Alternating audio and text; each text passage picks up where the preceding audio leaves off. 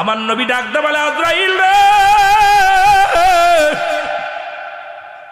ও আজরাইল, কত মাসুম মাসুম বাচ্চাগুলো মায়ের কোল থেকে নিয়ে যাও, কত সন্তান নিয়ে যাও, কত বালক মায়ের দুধ খায়, তারে তুমি নিয়ে যাও, তোমার দিলে কি মায়া লাগে না? কত মায়ের সন্তানের সামনে থেকে মাকে তুমি নিয়ে যাও, তোমার কি মায়া লাগে না? আজরাইল বলে, হুজুর, জীবনে আমি 2টা বার কেঁদেছিলাম। কয়টা বার? জীবনে আমি 2টা বার কেঁদেছিলাম নবী গো। আমার নবী বলে, আজরাইল 2টা বার কখন কাঁদলি একটু বল। বলে, একটা বার নবী গো, সমুদ্রের মধ্যে একটা বালক দুনিয়ার মধ্যে জন্মগ্রহণ করে নবী গো, ওই বালকের মায়ের জানটা কবজ করতে যাইয়া ওই সাগরের মাঝখানে ওই লঞ্চের সব নাবিক এবং সমস্ত প্যাসেঞ্জারকে আমি জানটা বাইর করলাম। সর্বশেষে থাকলে এক গর্ভধারিণী মা। তখন এই সঙ্গে সঙ্গে ডেলিভারি হয়। ডেলিভারি হওয়ার পর ওই বাচ্চাটা একটা তক্তার উপরে, আল্লাহ গো কুদরতি, আল্লাহর কুদরতি, আমি তক্তার উপরে রেখে দিয়েছিলাম। সেদিন তার মার জানটা বাইর করেছিলাম। সেদিন আমি কেঁদেছিলাম, সহ্য করতে পারি না রে। আমি আজরাইলের চোখে পানি আসছে ওইটা দিন, কারণ ওই দৃশ্য আমি সহ্য করতে পারি নাই। কারণ এই নাবিক নাই বেশি, কোনো যাত্রী নাই বেশি। এই শিশু বাচ্চাটা বাঁচায় রাখতে বললো আমার আল্লাহ, বাকিগুলো সবাইকে মেরে ফেললাম। সেদিন আমি আজরাইলের চোখের পানি দরদর করে পড়েছিল। জোরে জোরে চিল্লায়া বলা যাবে না আল্লাহু আকবার। মায়ের নবী ডাকতে বলে, আজরাইল, আর কোনদিন কেটেছিল বলতে পারবানি? বলে, হুজুর, আর একটা দিন চোখের পানি আমি ধরে রাখতে পারি নাই। সাদ্দাত জান্নাত বানাইল এই জগতের মধ্যে।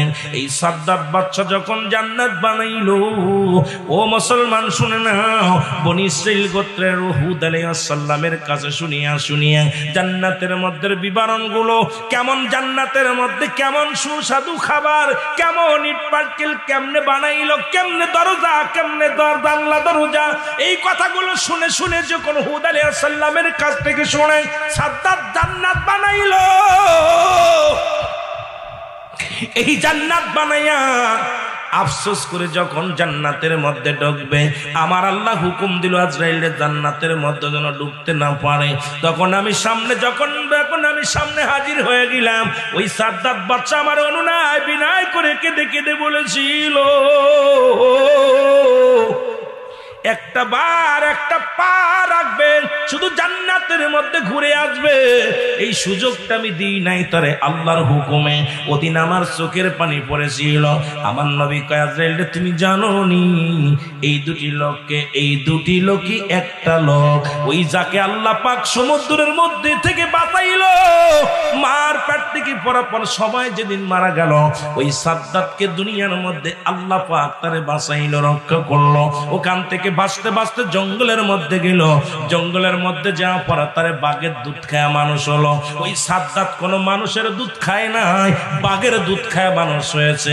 জঙ্গলের মধ্যে বাঘের দুধ খাইয়া বড় হইলো। বড় হইয়া সে নিজেই তোরা বাজার কি হলো, এই দেশের প্রেসিডেন্ট হলো, বাদশা হলো। এরপরে সে আল্লাহর হুকুম মানতে পারে না, আল্লাহর জান্নাত কবর ত্যাগ করে নিজেই জান্নাত বানাইলো। ওই নাফরমানকে আল্লাহ এত সহযোগিতা করার পর কিন্তু নাফরমানি করে দুনিয়া থেকে বিদায় নিয়ে গেল। জোরে জোরে চিল্লায়া বলা যাবে না আল্লাহু আকবার। আমার বন্ধুগণ, গভীর মনোযোগ। এই মারা যাওয়ার পর যখন তার কবরে দেয়া হয়, অনেক লম্বা ইতিহাস, সময় পাবো না। দাদু ভাইয়েরা দিলের কান্ডা লাগায় শুনে নেন। 1 নাম্বার বিপদ হলো মরণ, 2 নাম্বার বিপদ হলো কবর। এই কবর বলতে আমরা বোঝাই বাড়ির আশেপাশে 3.5 হাত গর্ত, সেখানে দিলে ওই বাড়ির আশেপাশে 3.5 হাত গর্ত করিয়া মানুষগুলো দাফন করা হয়। এটাকে মনে করেছেন কবর? না রে বাজান না। কবর বলতে বোঝায় মানুষের মৃত্যুর পর থেকে শুরু করে কিয়ামত পর্যন্ত জগৎটাকে বলা হয় কবরের জগৎ। জোরে বলো মারহাবা। আমার ভাইয়েরা, কবর যখন শোয়া দিবেন, অনেক লম্বা ইতিহাস আগেই বলতে পারবো না। কবরে শোয়ানোর সঙ্গে একজন ফেরেশতা আসবে, নাম জানা আসেনি? নাম কি? নুমান ফেরেশতা আসবে, জোরে বলো মারহাবা। কি ফেরেশতা? নুমান ফেরেশতা আসবে। আমরা জানি কবরে শোয়া দিলে মুনকার নেকির আসে, কেরামন কাতিবিন যা লিখে রাখছে এটা দেখার জন্য আসে। বাবা আজরাইল সাল্লাম যখন জানটা নিয়ে যায়, কবরের মধ্যে শোয়ানোর সঙ্গে সঙ্গে নুমান ফেরেশতা আসে, দুই হাতে থাকে দুইটা কাগজ। এই কাগজ নিয়ে কবরের ভিতরে হাজির হয়ে যায়, বলে বান্দা ওঠো, তোমার বান্দা ওঠো, তোমাকে আজরাইল সাল্লাম জানটা নিয়ে গেছে, আমি তোমার রূহটা পৌঁছাই দিয়ে গেলাম, কিয়ামত পর্যন্ত আর তোমার মরণ হবে না।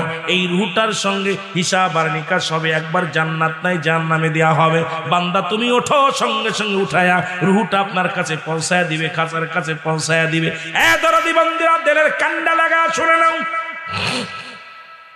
এবার নুমান ফেরেশতা কাগজটা হাতের মধ্যে দিয়ে বল, বান্দা এটা তুমি দেখো। উনি দেখবে 60 বছরের জিন্দেগি, 80 বছরের জিন্দেগি, 50 বছরের জিন্দেগি। আপনি কত রাকাত নামাজ পড়েছেন, কতটা মিথ্যা কথা, কতটা ভালো কথা করেছেন, কয়টা কোরআন হাদিস শুনেছেন, কত জায়গা কালেমা পড়েছেন, কত জায়গা জিকির করেছেন, কত জায়গা দান খয়রাত করেছেন, সব কিছু এই কাগজটার মধ্যে।